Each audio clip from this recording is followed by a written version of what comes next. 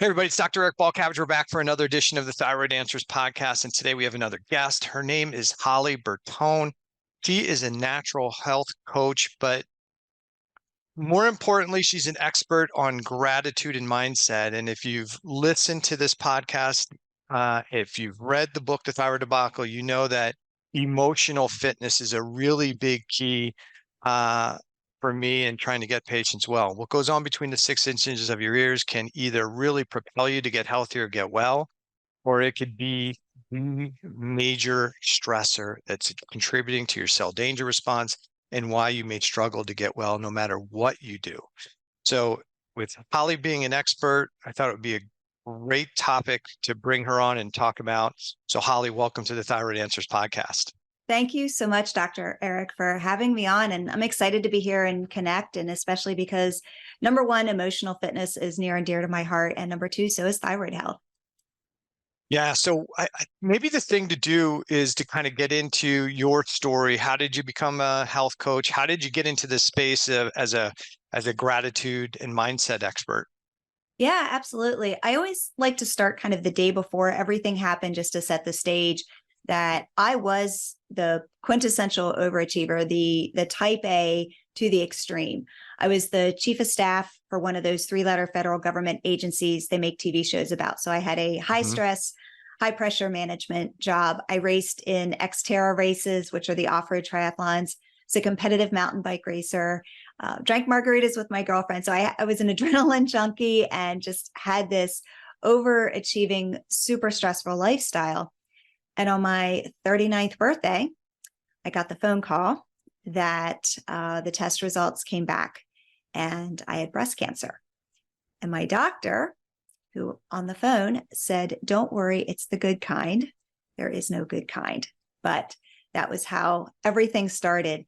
And I went through surgery, chemo, radiation that entire 6 months. And then when the cancer treatment ended, I never got healthier. I just kept getting sicker and sicker. And I go to support group and all the ladies, they're out there and they're doing those 5K pink ribbon races. Like, something is wrong with me. I can't get out of bed. A year ago, I was racing triathlons and I can't get out of bed. Something is wrong with me. So it took another, 6 months, a year of testing. And finally, I was diagnosed with Hashimoto's thyroiditis, which obviously anyone listening to your podcast knows what it is. And for me, there was some weight gain, but the biggest really debilitating side effect was that debilitating fatigue. And it was manageable for the first few years. But in 2017, the fatigue just kept getting worse and worse and worse, to the point where I was actually forced to resign from, and this was a dream job that I had had since I was a kid. And I was forced to resign, and pretty much at that place of rock bottom that I had nothing. My entire identity was wrapped around being successful, being an overachiever, doing all the things. And then everything was taken away from me. So I certainly spent plenty of time wallowing in that misery and the self-pity and the woe is me, and believing that this is as good as it gets, that after everything I went through with breast cancer and Hashimoto's and the fatigue, that my life was supposed to be sleeping 15 hours a day and not feeling rested, barely having enough energy to get a shower, not even having enough energy to make dinner for my family. And I accepted that this is my new normal. And it was over time that I just kept getting exposed more and more to alternative and functional medicine. And I started down that healing journey. And I made a decision that I was going to take radical responsibility for my health and my life. And that's what got me on this path from a natural health perspective. And through that path as well, I started leaning into gratitude more and more. When my mother actually found out that she was pregnant, the doctors also told her that she had Addison's disease, which is a very rare adrenal disorder. And this was in 71. So we all know today Addison's disease is still very rare and the doctors still don't know much about it. 1971, you can't get on Dr. Google, right? I mean, it was just, yeah, good luck. You might live another 5 years. So throughout my mother's entire life, she kept saying, it builds fortitude, it builds fortitude, it builds fortitude. It was like her life mantra. And I embraced that when I had my own health challenges. And I thought it meant just staying strong, right? Like you're supposed to stay strong and fight through everything. And kind of that overachiever, driver mindset. And it wasn't until after she passed that I started connecting the dots, that it wasn't about having that driver mindset, that overachiever mindset, that, I'm forcing myself into the situation or I'm fighting the situation. It was looking at her life and her legacy from a place of gratitude and how she showed up every single day from that place of gratitude, and how that quote unquote it that she kept talking about, the it builds fortitude, was actually gratitude. So that's when I started to put all the pieces together and really started to, kind of go down that the natural health path, but then more from a place of how does gratitude and fortitude fit together, and how does that shift our mindset, and how does that actually create an environment to build a better, healthier body to help the healing process. So it was a crazy journey, but that's how I ended up here. And now really what I do is I help women achieve better physical health, better emotional health, and really what comes out of it is the better relationship with themselves. And that's where gratitude plays a key role. So, and I totally believe in what you're saying. And kind of started with this, what goes on in our mind, right? Our thinking process, our thought process creates our reality. And I think early as a chiropractor by initial early training, BJ Palmer was one, like kind of the founder of modern day chiropractic, and talked about physical, chemical, and emotional stress were the main drivers of altered physiology. And at that point in time, this woo-woo guy, magnetic healer, whatever, saying these things.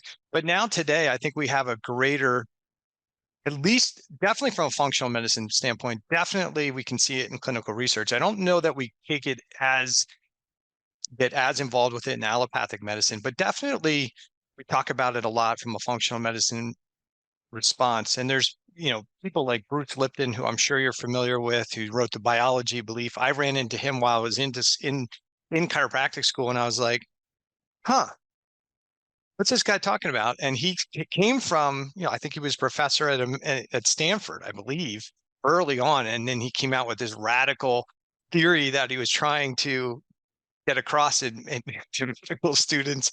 And that quickly got him not teaching at Stanford Medical. His work. Didn't he, I was to say, Dr. Eric, didn't he say that 95% of disease on the planet can be attributed to stress as a factor? Yeah. And whether that is just emotional stress or is it other stress, I think it's an accumulation of stressors, but how we interpret those other stressors is a big deal, right? Because you can have an infection and that can create a real stress, but my mindset around that infection could create an even bigger, longer problem, because somebody, and I see this all the time, you may see it too, somebody says, the reason I'm ill is because I had mold illness. Okay, when were you exposed to mold? When I was 12. How old are you now? 62. Are you still in the same environment? No. I've moved out. Okay. Is there mold in your current place? No.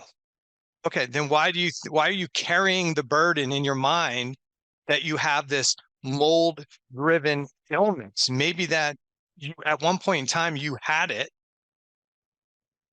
but the original thing is gone, but you're living with the mindset that it's still there. That is one of those contributors to why you can't get better. We see that with people who identify with their disease, right? I'm a fibro person. Oh, well, you're going to be almost impossible to get better because your identity, and you kind of started into that, your identity as a athlete, your identity shapes your mind and how you should feel and function. Same thing with sick people, especially if they have a support group where that's really a positive thing. If you have a support group of people with the same illness, they understand your experience, but it's also sometimes a trap because you think sometimes people fight themselves. I don't want to leave my group. If I get better, am I still part of the group? I mean, this is the people I identify with. So Right. mindset plays a big role. And I think Bruce put out a lot of great content. I don't think it got the traction it should have early on, but now we have, people like Joe Dispenza who are taking Bruce's work and then actually looking at science, us, how does what we do mindset wise shift our blood work? How does it shift our gut flora? How does it shift our overall physiology? How does it help us either stay sick or heal? And he's built on that work. So I think it's way more mainstream today that mindset plays a role, at least in a integrative and functional model. I think the allopathic model still lagging behind degree because they just call it, oh, you have anxiety or you have depression. We'll give you something to manage that, when we should be looking at those things and saying, okay, those are adaptive responses. What is that person trying to adapt to? So, You brought up um, I was gonna say, you brought up a really good point, Dr. Eric, when talking about identity. And, my identity, I mean, I never said my identity is an overachiever, but that was just my identity. And when everything was taken away from me, the universe does not like a void. I needed a new identity. So my identity was that of a sick person. And yeah, that was my identity. My identity was, I have chronic fatigue. I have Hashimoto's. My identity is, this is my new normal. yeah. And whether it's a conscious identity or a subconscious identity, we still take on the role of what's being perceived, right? I'm a person who's got cancer. I have cancer, right? So you could live the life. How does somebody, you start to consciously or subconsciously seek out, how do people with cancer live? Oh, people who have cancer, they're always sick. They're always going for treatment. I mean, you can have that mindset, right? And I Or think, you, sorry, go ahead. no, that's fine. Or you could turn the tables on that, and you see that a lot. And people go, listen, I'm not accepting that um, I'm going to be sick. I'm going to accept that I'm going to do what I need to do to optimize my overall health and well-being, and that should deal with the cancer. And you see people who are not supposed to do well and not supposed to survive, all of a sudden they're doing better. We see that with thyroid physiology. I hear people tell me that their physicians told them that the thyroid gland can't recover. You're going to be on thyroid medication forever. And I'm like, well, I work with clients who reduce or eliminate their thyroid medication altogether all the time. I see people who had thyroid glands that weren't generating thyroid hormone now generating their thyroid hormone on their own. Their cells convert it better. People who are told you're a non-converter, all of a sudden now they're a converter. You see people who had thyroidectomies, all of a sudden they have thyroid tissue back. If it's your body attacking you, if it's just this terrible disorder and things that we can't overcome, how are people doing it? A change in mindset, a change in shift, a change in habits, a change in behaviors, a change in lifestyle. But the mindset around it plays a huge role. And I heard your story and I'm thinking about my stress process that led to a severe bout of vertigo and really a set of chronic health issues. But it was all culminated by a whole bunch of really emotionally stressful events, right? That just, that was it. And nobody knew what was wrong. Do you have a tumor? Do you have transverse myelitis? Do you have this? Do you have that? Nobody knew what was wrong. They were just like, we don't know.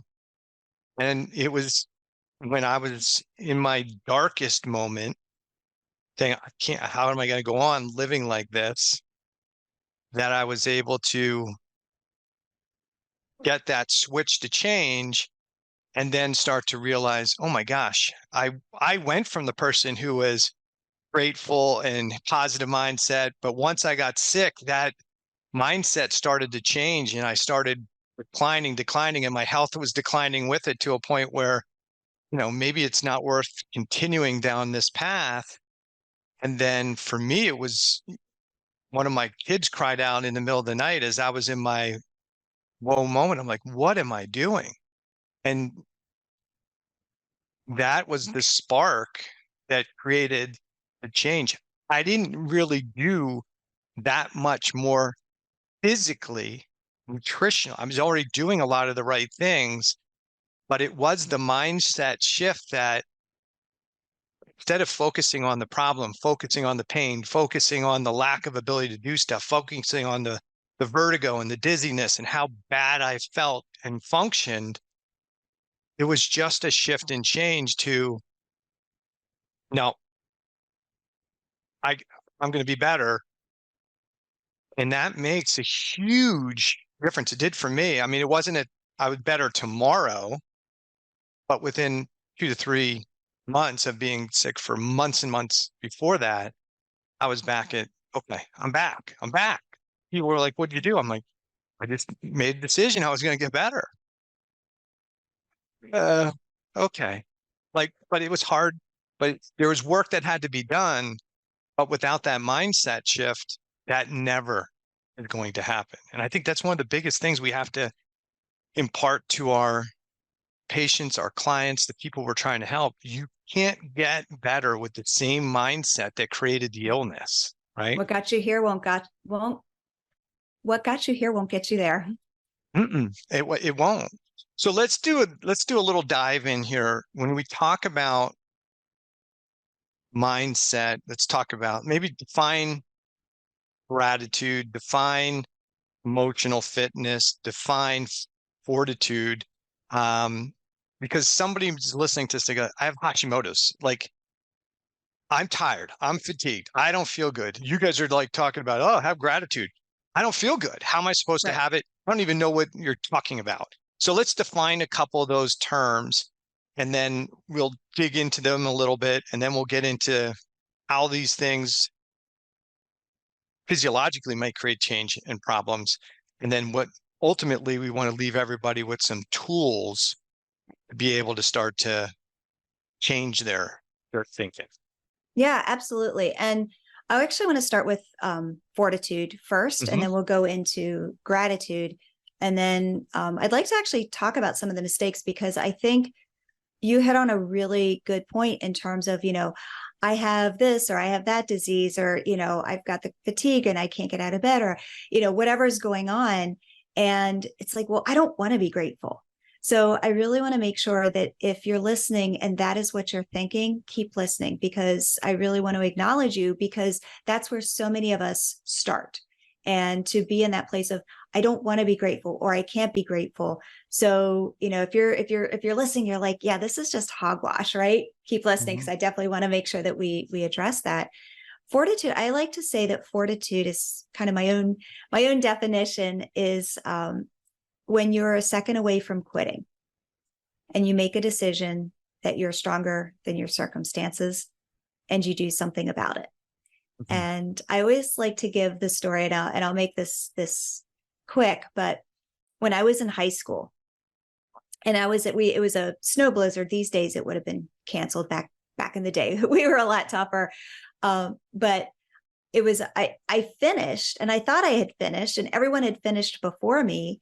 And I was the last one to cross the finish line. And the race official looked at me and he said, you have one more lap to go. And it was a snow blizzard. It's freezing cold. And I'm like, what? Everyone wanted just to get in the bus and go home. So I ran that last lap, 1 foot in front of the other, with everyone watching in a snow blizzard. And I crossed that finish line, and my mother was standing there, and she says, it builds fortitude. And again, something I had heard every day of my life, but looking at that from the perspective of, I could have made a decision that I'm not going to finish that race. That I'm like, it's a snow blizzard. We could just go to the bike. Like, what are they going to do? I'm a high school kid. So what are they going to do? Right? Like, I could have walked away, but no, I finished that race with everyone watching. And looking at fortitude from that place of not, I'm staying strong, not that like that fight, right? Because that's a little too much of a aggressive, fighting, sympathetic state kind of energy. but looking at that fortitude from building mental resilience, not just to help you through the storms today, but to give you that peace, that tranquility, that knowingness that I've got this, that I can get through this, that everything is going to be okay, that everything is working for me instead of to me, right? That life is happening for me. And not just from a today's perspective, but then looking into the future, knowing that I don't have to have that anxiety about tomorrow. I don't have to have that worry about tomorrow, that life is always going to happen. We're always going to be handed the suck. We're always going to be handed the crap sandwich, but we get to make a decision that we can either choose to marinate in that misery, or we can choose to change how we view the situation. We can choose to look at it from a place of opportunity and solution versus marinating in that misery. And when we're in that place, then we can look at fortitude and that mental resilience and that grit of, it's not just helping me get through the storms of today, but I now have that mental resilience to get through the storms of tomorrow. I don't have to show up in worry and anxiety. I know that regardless of what happens tomorrow, I've got this and I'm going to be able to make through. So that's my own personal definition of fortitude. And I think that's great. I mean, I think, and I use that kind of as my definition for emotional fitness, because somebody is sitting back and saying, but you don't know what's happened to me. And I tell everybody, and I'm not being mean when I said that, everybody has the story of woe to tell. And you're never getting rid of life stress. You're never getting rid of financial stresses. You're never going to get rid of those things. And neither should you want to. Stress builds fortitude. Stress builds strength. Stress builds character. The issue is we have excessive stress and we're never allowing for recovery. And part of that is, again, as we say, how do I take that stress or whatever it is, and what's going on in 6 inches between my ears? Am I turning that into a problem? Am I marinating in the problem, or am I using that experience as a positive to build my resiliency, to improve my adaptability to survive and thrive? And so in my book, I talk about emotional fitness as the ability to encounter life's experiences and convert them into a positive experience that improves your resilience and your adaptability. How good your emotional fitness is, how quickly you can do that. You are going to get a shit sandwich. If you think they're not coming, you're sadly mistaken. They are going to come. And you're entitled to your pity party for a short period of time. Like, hey, somebody stole my car. It sucks. But what can I learn from this? Right. And how can I build and make it a learning experience? Even all the negative things that, like, everybody's got their story of how they grew up, their parents, all this stuff. And you can continue to drag that along with you for the rest of your life and let that hold you back, like you're attached to like a bungee cord, right? I can't get forward because I got all this stuff constantly pulling me back. Or you can say, hey, I'm going to use that as a building block. I didn't like the way I was raised. So I'm not going to do that to my kids. And I'm going to learn from that experience how to do what should be done differently and project that forward versus living in the past. But I think for too many of us, we're not, especially, this sounds terrible, but especially in today's world, we want to coddle people so much that we don't want them to have stress experience in their life. We don't want them to experience any stress because we want to protect them by not allowing people to experience any major stressors in their life. We're setting them up for failure. And you see what we see today with people who are damaged and traumatized by what they call microaggressions. Somebody wouldn't hold the door open for you, and now that's your baggage that you're going to carry around. That's the hill you want to die on. About, why didn't you open the door for yourself? Why didn't you open the door for that person? But I think we want to do so much to protect that we're overprotective. Yeah, absolutely. And one thing too, I really want to acknowledge, and I know you address this all the time, is it's, we're talking about that state of moving on, But I also want to make sure, I always like to acknowledge that it's okay to not be okay. That when something happens, it's okay to be in those feelings. It's okay to feel the feels and feel the emotions. I have the saying, it's okay to not be okay, but it's not okay to not be okay and not do something about it. I Mhm. actually have, I actually have well, my podcast is Gratitude Builds Fortitude podcast, but I actually have an entire episode about that, explaining like, it is okay to not be okay, but it's not okay to not be okay and not do something about it. Like, that's one of the biggest mistakes, is that people want to marinate in their misery. Mhm. And, there is a time and a place to be in the feels, to experience those emotions. But then there's a time and a place to get out of that misery, because we can be miserable. We can look around. And again, one of the biggest mistakes I see, because we can look around and we look at people and like, why are they happy? Why do they get to have the good things? Why are they all gratitude-y? Right. Yeah. Like looking at me like, I am certainly, and that's one thing I do on Instagram. Like, I make sure people know I have bad days too. It's a gratitude coach can have bad days, but when you look around and you say, why do they get this and I don't get this, then you slide into that victim mode, and that causes that misery and that suffering. And when we look at that, we get resentful, and that does absolutely no good for us. We can look at them instead and say, hey, this person was able to improve their health, or this person was able to heal, or this person was able to do X, Y, and Z. That means it's possible for me too. And that change in mindset and that shift in mindset is everything. Versus, oh, they got better. It's not fair. I didn't get better, right? Right. Or this person is they got they got a better doctor. They got a better this. They got that. They got this. And having that jealousy or spitefulness, and that doesn't build healthy physiology, right? Right. So we talked about, we got a definition of fortitude. Did you give a definition of gratitude from your perspective? I haven't. I mean, the basic definition is the state of being thankful and Hmm. grateful. I mean, I think the actual definition is gratitude is the state of being grateful, which is, thank you, Merriam-Webster, for making a definition out of a definition. Right. But really, I mean, I think this entire podcast interview, we're talking about gratitude and unwrapping that definition. And what I like to say is that, and this is the hill that I die on, gratitude is not about making a list of 3 things, but it is who you become. It is that state of being. It's changing your cells. It's changing your DNA to be who you become and how you view the world, versus something that you do. It's not a checklist. Gratitude is not a checklist. Everyone tells you it's a checklist, and they're well-meaning, because they don't have time to get into all of the stuff about gratitude.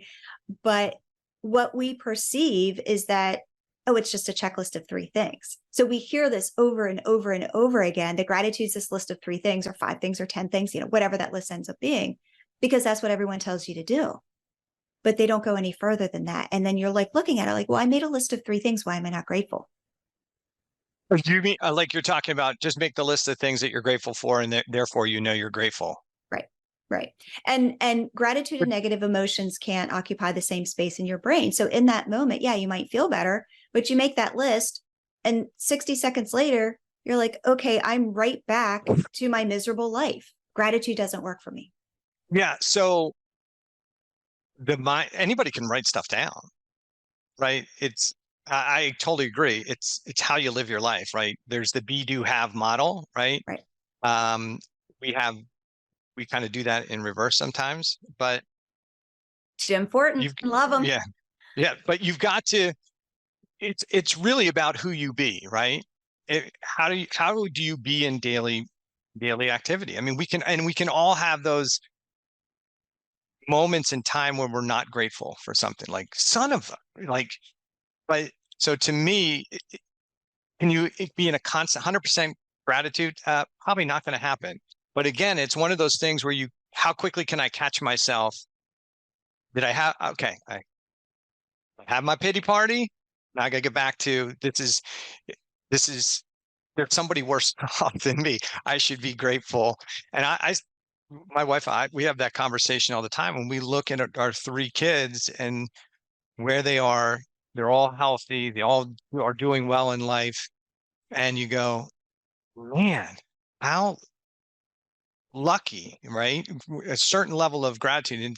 It's luck, it's parenting, it's good decision making. But man, anytime, something little goes on and you're like, man, I'm being a pain in the, you know what?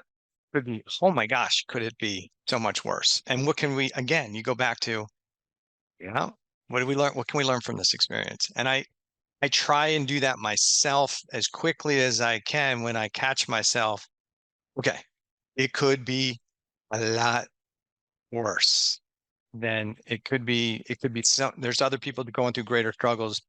Be grateful for how lucky I am, how great my life is. And I think same thing from when we're talking about health and wellness. If you are, I don't think you're saying be grateful for your illness necessarily, right?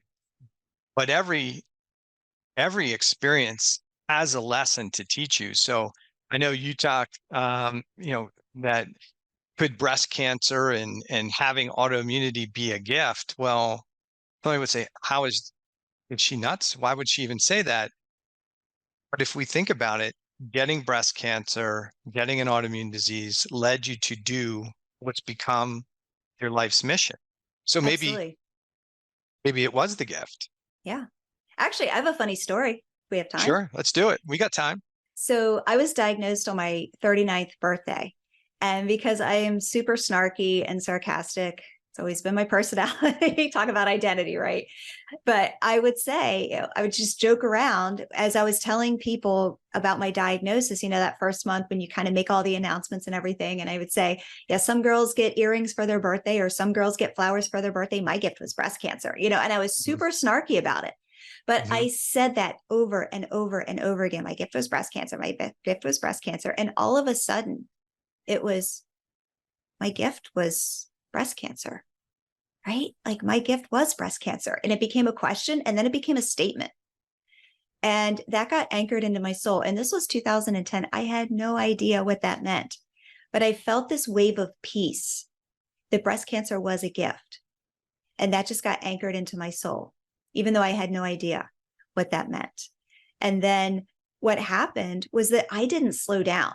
The overachiever in me decided to keep pushing through. They talk about the, God throwing the stone and the pebble and the boulder and, to get you to listen. And I was not listening. I did not slow down. I was a competitive athlete, right? But I did not take care of my body. I thought that 6 cans of Coca-Cola was completely acceptable. I thought that eating a bag of M&Ms for lunch was lunch. I mean, of course, peanut because, protein, Protein, yeah. right? Or, eating a pint of ice cream for dinner. Like I thought that this was being healthy. I had no clue that there was, just because I was a competitive athlete and I had 6-pack abs and I could stand on the podium and get a medal around my neck that I was healthy. No, I wasn't. I was living in Mhm. a completely stressful life. I was a total junkaholic and a sugaraholic. And so going through all of this gave me the chance to really evaluate.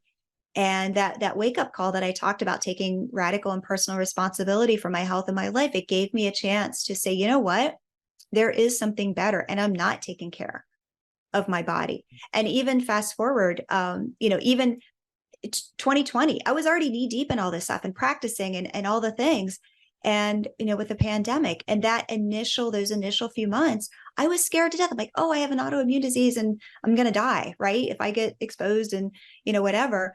And it took a couple months and I flipped that switch. And again, I was already knee deep in this and I still let it affect me.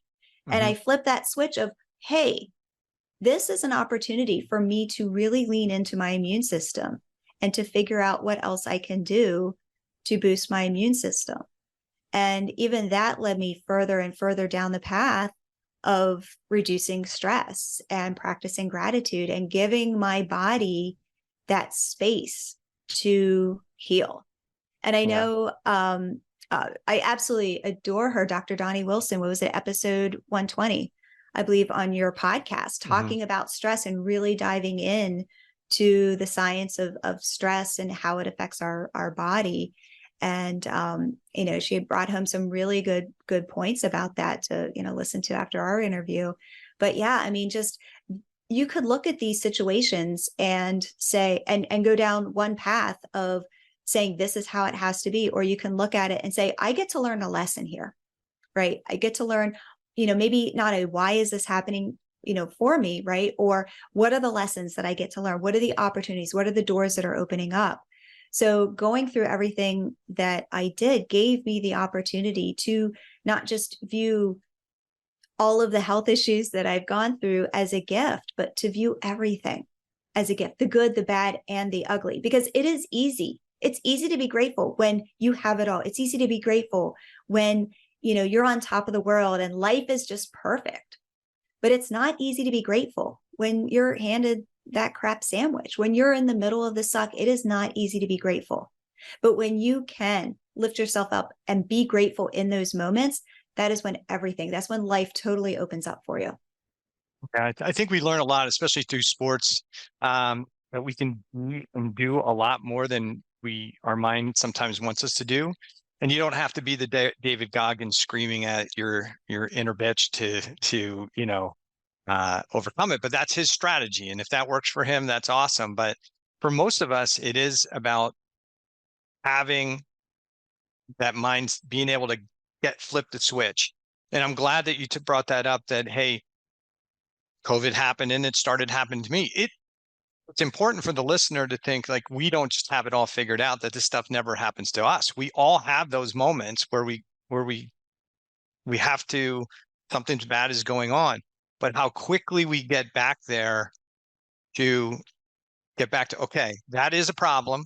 Now let's work on the solution. And when I give patients their emotional fitness questionnaire, are you problem focused or solution focused? And people often go, well, of course I'm problem focused. I have a problem. I'm like, right, you have a problem. But if you're still focused on the problem and what the problem is, you can't use that same mindset to find the solution.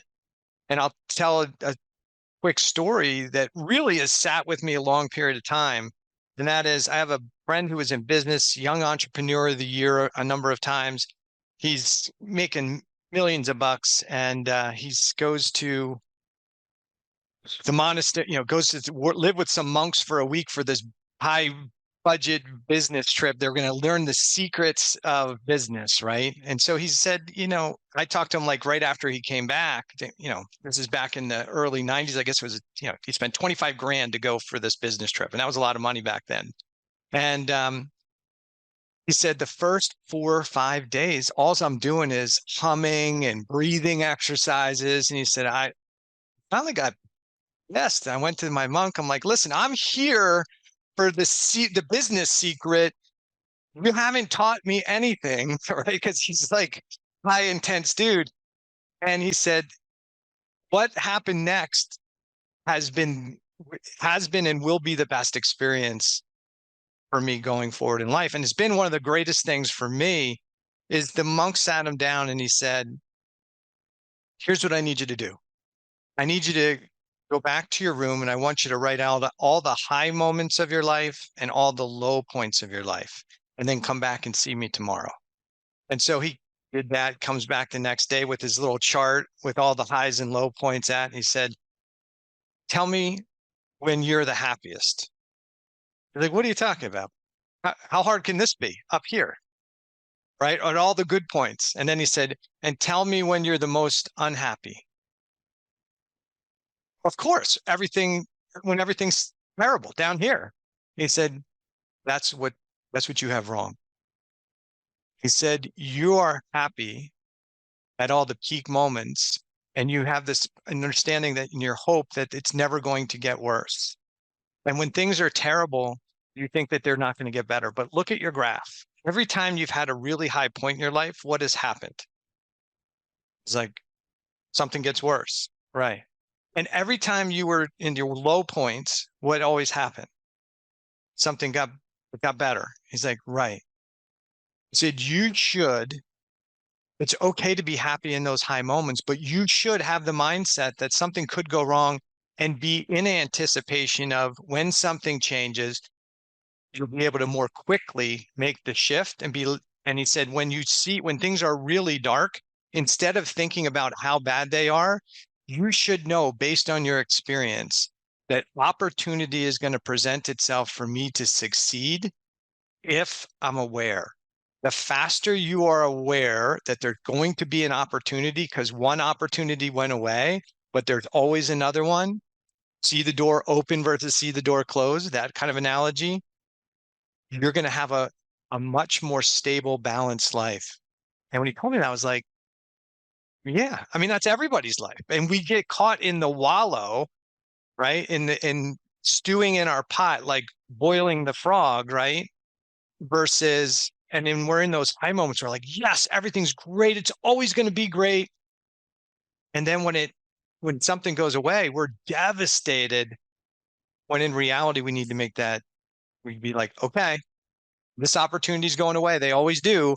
What's the next option or opportunity that's going to present itself? So I think that's for me, that stayed a long period of time. So and I was going to go say, ahead. Dr. Eric, you brought up two really good points that I want to drive home. Is number one is that contrast that creates the clarity.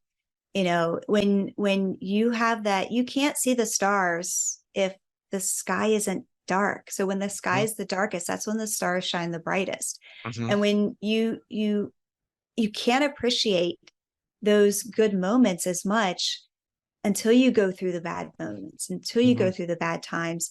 There's a level of appreciation, and that, you know, and I always kind of say cancer, what do you say? Move the goalpost, right? I'm not super into football. I think that's the right phrase. You know, but cancer moved the goalpost, because I now realize I'm a lot tougher. My body, you know, after cancer and after everything I went through, you know, going through chemo, which is a whole other conversation. I wouldn't probably not do that again. But you make the best decisions you can at the time. After going through that, I'm like, okay, everything that my body has been through since then, it's like, okay, yeah, this is nothing. I've got this. But the other point that you talked about was that silence. And I think so often when we're in that sympathetic state, our body is, and I'm going to use a super scientific term here, our body is full of sludge. And we have that sludge, and that sludge is like a clogged drain. And, you know, whether that's, you know, toxins or emotions or trauma or, you know, bad diet or whatever that is, right?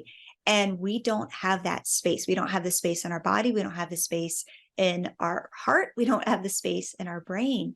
And we're just like one big clogged drain. And that space, that quiet time, the meditation, the breathing, the prayer, the gratitude, the quiet time in nature helps us to give us that space so that we can start to clear things out. Yeah. And a great reason. And I think we don't do enough of that today because we're so wrapped up in computer and everybody else's static that's coming in via our devices, that we're spending less and less time with our own ideas, our own thoughts, our emotions. So I totally agree. I've got a buddy, I'm an outdoorsman, I'm a woodsman. So, you know, I've got a friend who would be like, I don't understand how you can sit in the woods for 6-8 hours in a day. I'm like, if you're the person who doesn't think you could sit in the woods for 6 to 8 hours a day, you're the person who needs to sit in the woods for 6 to 8 hours a day, because every you get so much time with your own thoughts and emotions. You develop gratitude for nature, like just the little things that you would never see or pay attention to. Huh. Oh, squirrels take little things and jam them in between two branches in a tree. Well, wait a minute, it's not just that branch. It's every branch in the woods has a little nut jammed inside of it. But you take in the real world versus the electronic world, that kind of this fake world. And I think it has a calming effect. People talk about grounding, people talk about getting out in nature, and we kind of think about it as this hippie woo woo, but unplugging and being out in nature provides us with that time to kind of settle, have some calmness, and develop more gratitude for what for the world we're in and what's around us and the opportunities that are presented. One thing So I was to say, go ahead. one thing I really like to do with my clients and my students is I kind of like to say life is the rock and gratitude's the roll. You were talking about all that noise and just, you've got the social media, you've got the people, you've got the negative news, you've got our own thoughts, right? Mhm, That's just that noise, that noise, that noise. Like that's the rock, right? That's the rock and roll, right? That's mhm. the noise, the notes, the music of our life. But then the music, the song is made with that space in between each of the notes, that micro space in between the notes. That's the roll, right? When you talk about rock and roll, it's not always about the music. It's about that space, that anticipation, that microsecond of quiet that really makes the song. You can listen to any song and actually listen because you never hear it, right? You hear it subconsciously. You don't consciously hear the space. You just enjoy the Mhm. song. And it's being able to take that noise and separate it out and create that space of gratitude in between to really make that beautiful song. Absolutely. So for the person who's sitting home with chronic health issues, especially, and I hate the term autoimmune condition. I just hate it because it makes that assumption that our body is attacking ourselves. And as we kind of talked about before, I think really the body's not trying to attack itself. I think the cells of the bodies are either in low stress manufacturing mode. They want to bring a lot of energy, food energy in, convert it to cell energy and make things, skin, hair, energy, hormones, neurotransmitters. Or cells are perceiving excessive stress or danger, and they're slowing down the manufacturing process to ramp up defense. And I think that's where a lot of people are finding ourselves, and we've deemed it healthy, even though it isn't health, right? And physicians like, well, I'll just give you this, and that's going to help you return to health. Well, no, that high blood pressure wasn't dysfunction. That high blood pressure was an adaptive response to some type of stress response. And so we're trying to return people to homeostatic regulation when they're really living in this state of excessive stress. So are you in line with the same thinking that, I mean, maybe you think the body's attacking itself. I, I don't. I think primarily it's an adaptive response to some type of danger response, at least at the onset. Where's your thinking and thought process along that? Because if for people who are saying, but I have an autoimmune disorder, my body's attacking me, I think it's a terrible place to be. But if you're thinking along the lines of my immune system is upregulated, it's trying to protect me from something, you can get healthy in that mindset. You can't get healthy and well, in my opinion, if you think your body's attacking you. Give me some insight on that. Yeah, and I like to say it this way, and I'm really glad you brought up this point, Dr. Eric, is that your body doesn't wake up one day and say, you know what, I just don't like my person anymore. So I'm going to make their life miserable and I'm just going to attack itself, right? Your That's that body, thyroid gland. I don't like it. Like right, right, it's out. We're going after it, right? Let's right. get rid of it. Yeah, I mean, your body doesn't wake up and say, I just don't like my person anymore. No, Hmm. our body loves us. Our body is doing everything that it can to protect us. And we fill it, we have these lifestyles where we fill it with all of this stuff, unknowing or knowing or unknowing, the sedentary lifestyle, the junk food, the trauma, the toxins, the viruses, all of these things. And our body still wants to do everything that it can to protect us and to keep it alive. So yeah, no, I definitely, over the years, I've definitely shifted a lot in terms of how I perceive that. And it really, it really makes me sad when people say that because our body loves us. And when we view our body as a place of fighting against itself, we don't view our body from a place of love. We don't view our body from a place of gratitude. And again, our cells, and you talk about this all the time, our cells listen, our cells absorb everything, the food, the water, what we drink, what we eat, how we move, they absorb everything, especially our thoughts and our emotions.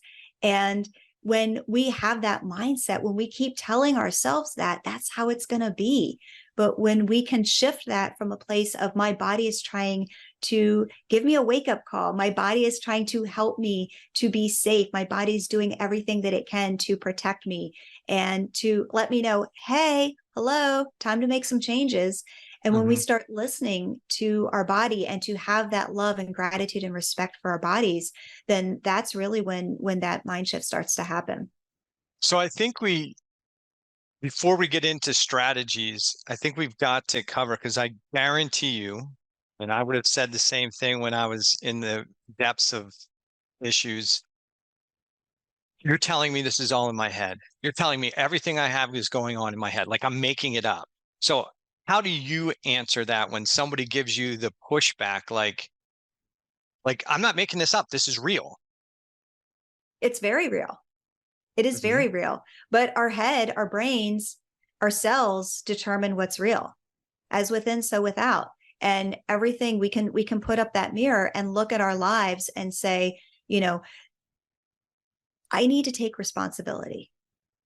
And that is a hard pill to swallow. In all the pills and all the medicine and all the supplements, that is the hardest pill to swallow, is to look in the mirror and to take responsibility and to say, you know what, maybe I haven't been treating my body. Maybe I haven't addressed some of that trauma. Maybe I, haven't been eating healthy. Maybe I haven't been, and all of these things. Maybe I do have this, all the stressors in my life that are causing all of this. So it is in your head, but not in the way that you think it's in your head. But the good news is that it is in your head. And the good news is that we can change it. And that's the best news of all, is that, if you're ready and willing to look in the mirror and to have that hard conversation with yourself and to say, yes, I'm ready to take personal responsibility and I'm ready to do this. They always say when the student's ready, the teacher appears, right? And, whether that's, working, with you or with me or another health coach or another functional practitioner or, whatever is out there, when the second that you raise your hand and you say, I am ready to do this, the right path is going to open up for you. And it is in your head. It really is, but not in the way you think. And I want to, I'll get your take on this. And because I've had this discussion with people and they've said, I am doing everything right. I get that all the time because I take care of a lot of health coaches and physicians, and it just what gets attracted to me. And, they are eating healthy and they are exercising and they are working on their sleep and they're mouth taping and they're doing all this stuff. And they're like, but I'm still not well. Do you think just changing my mindset's going to do it? Maybe, but changing mindset only, for a lot of people, is not going to be like the be all end all. I meditated, nothing's changing. Well, changing your mindset is one thing. Then you also have to put all the other strategies in place as well. I talk about this in the thyroid debacle. Like if you're really good at your physical fitness, like you were, I try to keep myself, but when I did my blood work, my annual blood work, and found that, bang, I got Hashimoto's, I got insulin resistance, I got all those. I was in the peak of triathlon training and 4 hours of sleeps for the dead, like all that kind of stuff, running business, being a dad, coach, doing all that stuff. So I was doing a lot of the right stuff, but I also wasn't taking care of nurturing my sleep. So that was my weakest piece. But a lot of the other things I did really good, but that weakest part is going to be the problem. So you want to raise your level of fitness in all of these categories, which is why you can't just say, all right, I'm going to do meditation and work on my mindset and expect that everything's going to get well. If you do that, but still eat crappy, right, crap in is still going to create crap problems. So when I hear people say, hey, it's all in the mind, all you have to do is the mind stuff. If you had Wim Hof control, maybe, right? Maybe that, some of those people that spend so much time that can change the blood pressure in one finger, right? But that's not the everyday Joe and Jane. The everyday Joe and Jane needs to have a higher level of fitness in their sleep, with their respiration, with their mindset, with their physical fitness. You don't have to be perfect. And matter of fact, if you're spending so much time being perfect in one, you're probably leaving something behind, like you did, like I did. You Yeah. leave a piece because there's a limited amount of time that that you can put to this stuff. So if And for the I list, absolutely, yeah, I was to say, I absolutely agree. I mean, it does have to be an entire mind, body, spirit, the entire cycle of, all of those life arenas. Mhm, And, it's always going to be, there's something always going to be a little bit imbalanced, but trying to work on that from a balanced perspective.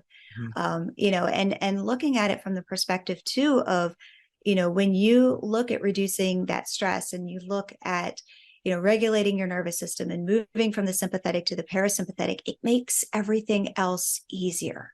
And it mhm. gets your body in that state where it can do the other things easier. Absolutely. And we know now, we we believe, I didn't say we know, we believe now based on some of the science that's out there that your thoughts change your physiology. And anytime somebody says to me, well, I don't see how what I'm thinking is going to change what's going on. I'm like, do you like to speak in front of a crowd? No. Okay. We're going to go right now and speak in front of 4,000 people, and you're going to talk about this for an hour. Said you're going to go through one of the, 5 or 6 P's. You're going to pass out. You're going to perspire. You're going to puke. You're going to piss. You're going to poop. You're going to, you're going to do one of those things. And you haven't even gone on stage and all those things are occurring. Not because of something that even actually happened, right? But something that I said that you perceived changed your physiology. So if just that could do it. Think about what could happen to you if you're thinking about my pain all day, every day. I've got Yeah. my autoimmune diseases attacking me. Like if you're having those internal conversations day in, day out, absolutely, it's going to change your cellular physiology, and we have enough science at this point to understand that that can actually happen. Correct? Yeah, absolutely. And Dr. Rick Hansen always he likes to say that our thoughts are like for the Teflon for the positive, meaning the positive thoughts just slide off, but Velcro for the negative, meaning we just attract those negative thoughts. I think it's what 80% negative and 20% positive or something like that on any given day. And then we recycle 90% of our thoughts day to day. So if we're focused on that disease state, if we're focused on the negativity, then that's what we continue to bring in. It's the whole reticular activating system. And then switching your mindset to view the world from that place, we can switch it so that the Velcro is now the positive and the Teflon is the negative. And you talked about the science, and I can just give you kind of a few different statistics. Hmm. With gratitude can actually help you to exercise up to 30% more a week. It can help you to have 10% fewer stress related illnesses. It can add 7 years to your life. It can help to lower blood pressure and to be less depressed, less anxiety, to have to build that mental resilience. 23% lower levels of stress hormones. There were 4 different studies that looked at PTSD. And we're talking big levels of trauma between Vietnam veterans, 9/11 survivors, school shooting survivors, and tsunami survivors. And every single one of the studies had the exact same results, is that practicing gratitude on a consistent basis helped to increase happiness and to decrease those symptoms of PTSD. So it really does have physiological changes in your entire body. Yeah. And I think you touched on fitness. And I want to kind of build on that a little bit. So many people don't do exercise because they say, well, I don't like to exercise.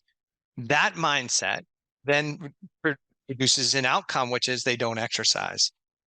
And people are like, but you just like to exercise, right? Well, I do like to exercise because of the benefit it provides me later. I do enjoy doing it sometimes, but if you're doing I mean, there's days I don't want to do it. And there's days when I'm doing it, I'm like, man, I could go sit and do something else. but we do the things, you do a race, not because you necessarily love suffering in the race, but because of the feeling and of achievement that you get afterwards. And you go, man, I did 5K. I wonder if I felt good. I felt really good. I'm sore, I'm tired, but I felt emotionally good about that.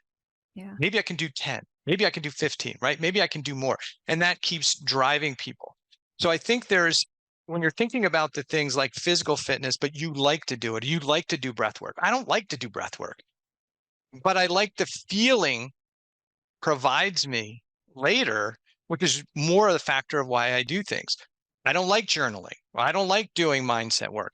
Well, listen, you may not like to do the experience of doing, but what you want to consider is what does that provide you, the benefit it provides you. And I think that's why we should keep in mind, not the carrot we get right now, but the benefit we get as a result of those things. What are your thoughts Oh on yeah. that? Yeah, absolutely. And for me, my big thing was meditation because I had the monkey mind just running and running and running and Mhm. running, and meditation, quote unquote, never worked for me. And I actually just scrapped the whole meditation thing. I'm like, you know what? I'm just going to sit quiet, and over my lunchtime, I'm just going to sit quiet for 30 minutes outside and look at the trees. And that was Mhm. all that I did. And that was kind of what opened the door for meditation.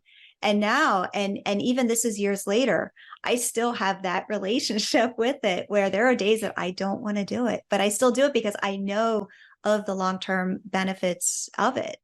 And you were talking about the exercise. I mean, gratitude, it releases all of the happy hormones that we get from things like exercise and hugging people, the dopamines, the Mhm. oxytocin, sorry, Chosen, yeah. serotonin, and what was it, dopamine, Mhm. which one am I missing? Dopamine, oxytocin, serotonin, and endorphins, and all of our happy hormones. So all of these things that we do, right? Gratitude releases the same type of happy hormones in our Mhm. bodies and makes us feel the same way. Yeah, it is. If you let it, it could be a super powerful experience. It's funny. I got heart math, and somebody suggested I get heart math a decade or so ago, and they're like, "How's it going with the heart math?" And I'm like, "Thing doesn't even work." I mean, like, and they're like, "What do you mean?" I said, "I can't get it to go into the light up the right color." And they said, "What are you thinking about when you're doing it?" I'm like, think about all the stuff I got to do. And they're like, right. That's why it's not working. That's why you need it, because you need something to train your mind. Just focus on the dial moving. Stop thinking about everything else. And because a lot of people are the same way. How do I get my mind to quiet? I can't do it. It doesn't work. Well, just what you did, it was a great example. I just went outside, sat for 30 minutes, turned my stuff off, and just sit in nature. And guess what? That was a form of meditation, right? Yeah. You're letting your mind just go and moving to the next thing and kind of letting things come, closing things out, letting things come. That's it. That's the intro, right? Yeah. Yeah. You don't have to necessarily sit in the middle of the woods with your legs cross-legged with some sense burning to have this quiet time in the brain and be thoughtful and have moments of gratitude. You can do it sitting on your deck, laying on your patio, right? Whatever it is, you just have to find a tool. And But with the the other, time, go ahead. oh, I was going to say the other thing too is that gratitude's a ripple effect. So we're all talking about what it does for ourselves, but Hmm. it's also a ripple effect of how we show up for others. And I Hmm. remember the first time that and this was years ago, and I had been practicing gratitude, and I kind of thought I saw the results, but I wasn't really sure. And I was still just learning the science and practicing on my own. And we were on a trip. We did a road trip from Virginia to Colorado and back. And we're in the middle of nowhere and to get a hotel room. And it was late at night. And they said their hotel room was ready. And it wasn't. And it was a 30-minute wait. And we were in the middle of nowhere. So couldn't exactly drive anywhere else. So we finally get into the room, and the air conditioner was broken. The floor was, and I'm talking, when the, what do you call it? The window air conditioner. So the floor was soaking wet, and you get that squish, squish, squish. I don't even want to think about the mold in the room, but at that point, and so it's 90 degrees. It's the middle of summer. You get that squish, squish, squish on the floor. There were no towels. And I went down to the front desk, And I had a history, redhead, ginger snap, right? Don't get a redhead mad. It's called ginger snap. So I had a history of kind of coming unglued and being a little emotional at times. And so I went down and the words came out of my mouth. Dr. Eric, I didn't even realize they were coming out of my mouth. And the hotel manager was like, I am so sorry. We had mutiny today. A bunch of people quit. I'm trying to do all of this on my own. And I said those words, that's okay. I'm just really grateful to have a roof over my head tonight. And when the words came out, I'm like, wait, who is this person? I didn't even know who that was. And I'm like, wait, this gratitude stuff, it actually works. It's not an on-off switch. It's something that you build over time, and it's not the list of 3 things. I mean, you can do a list of 3 things, and that's awesome if it's working for you, but it's who you become over time. It gets just your cells and your DNA, it just fills up with gratitude. That's how you start to show up in life. And it's not just for your own physical, emotional well-being, but it's how you relate to the world. It's how you connect with other people. And it's that ripple effect. So me not coming unglued and actually showing up in gratitude. Now, number 1, now I get to go back to the room and have a good night's sleep. I'm not wound up. Number 2, I just gave that gift to that manager who had a really bad day.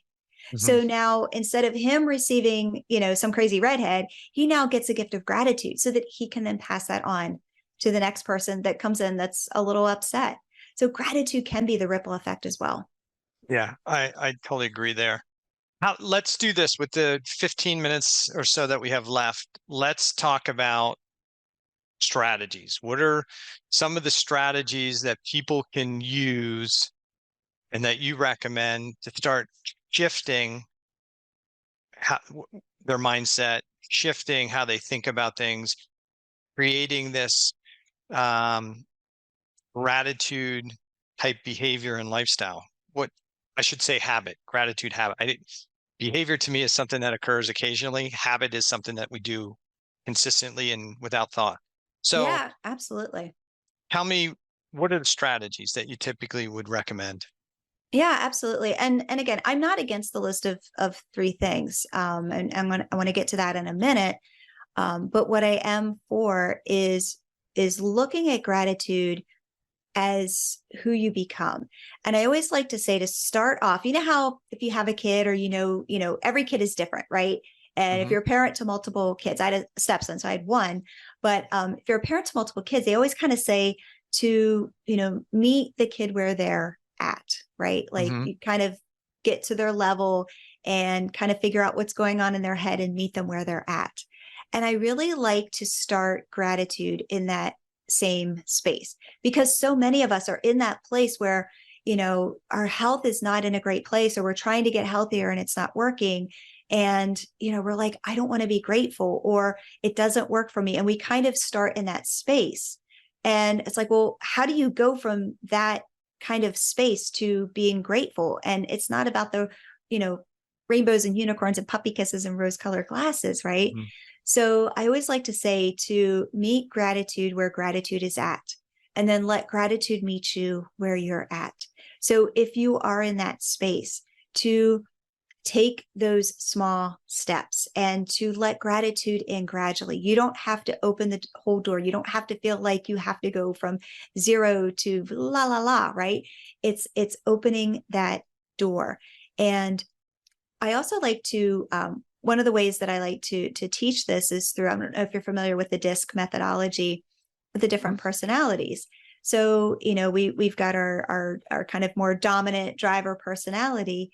Well, you might want to play a game with gratitude, right? Like that might be like, okay, how can I win? How can I, be the leader? How can I, maybe you're the person that at the dinner table, and even if you're kids, right? If your kid is that personality, to get them involved, to be that leader, to say, let's talk about our gratitudes for the day, and not just the good, but what can we see in those, in the negative situations. I can't remember the name, but the founder of Spanx, when she was at the dinner table, her father always asked her every single day, every single night at the dinner table, what did you fail at and what did you learn from it?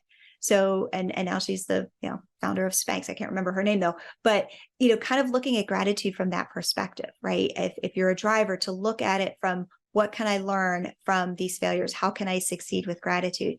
If you're an individual who's more of an influencer, kind of a life of the party, you're going to be a little more like happy, woohoo, excited about gratitude. You're going to want to enlist friends with you, maybe post on social media, or enlist some friends and have a buddy and, just really start to talk about gratitude.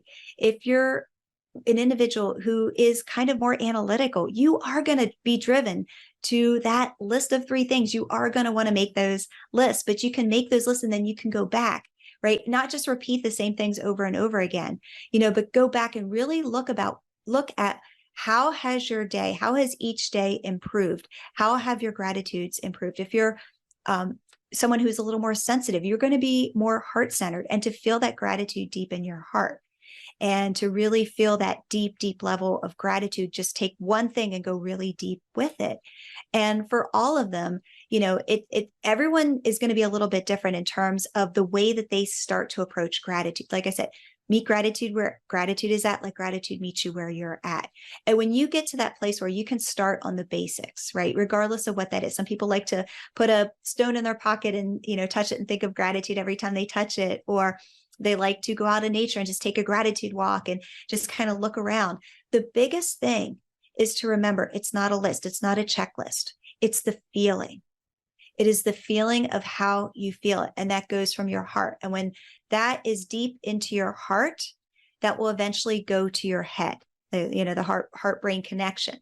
And that's when gratitude really starts to expand, is when you really start to feel it and experience it.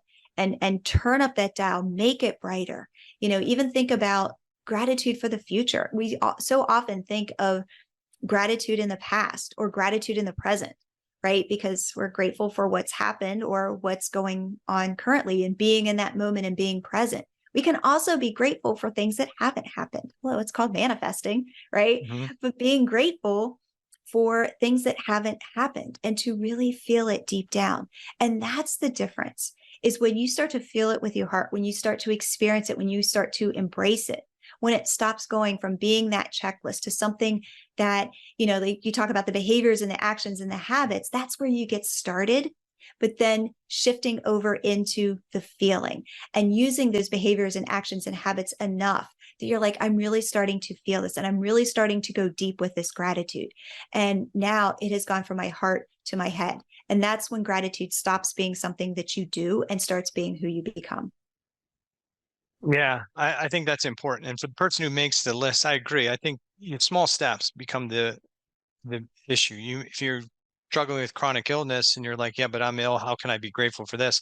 Just be grateful you got up today. I mean, that's a Yeah. good start, right? Be grateful. People are like, but it was a terrible day. Was it? How about you be grateful for the things you did accomplish and got done Yeah. well, right? So take the small wins, right? Yeah. Like, hey, my kids were out driving today and they came home well, right? Or, hey, I got a hug today, or whatever. Like small things. Take the small wins. I think we're too attracted to the small losses that become these big things that we focus on, these micro problems. Um, and we ignore the micro wins. Like, Yeah. hey, I got out of bed today. I have less pain today than I did yesterday. You know what? Whatever that experience was, it's a beautiful day. Instead of getting up, oh, it's a miserable day. It's cold outside. But hey, it's a beautiful day to be outside. It's cold. Yes, it is. But that's what allows you to appreciate the other. That's why seasons are so awesome, right? We complain about the Yes. season. When's the next one? But if every day was 90-degree summer, you wouldn't appreciate summer. You'd be like, it's always hot here. Like, oh my gosh, it's terrible. Right. So we have to take those small wins and just start kind of building on it. And that's that kind of the ripple that becomes the wave, right? Start Absolutely. with small things that don't seem overwhelming, but are going on around you on a daily basis. And I agree, those things are that can build. What And other strategies would you suggest for people? and I was going to say too, and I'd like to share a story, but really thinking about, like you said, like the small things, like when my mother passed away, all I could think about, like first of all, I could think about was the grief, but then I'm like, okay, let's start, shifting into gratitude. And I couldn't think about anything. Like, I don't want to be grateful. So I let myself be in the feelings even more. And then I started thinking about I had this yellow mechanical pencil and it made me laugh, right? That was the only thing I could think about to be grateful for. But it opened the door. And they say the small hinges open the big door. So you can really start small and, and try to be expansive, be creative, show up in a place of play where, gratitude, again, meet it where it's at, let it meet you where you're at, show up with curiosity and play, and try to say, how do I show up today in a place of gratitude? What do I need to do to be a person who is grateful? What does a person who is grateful, how would they show up? How would they approach this situation?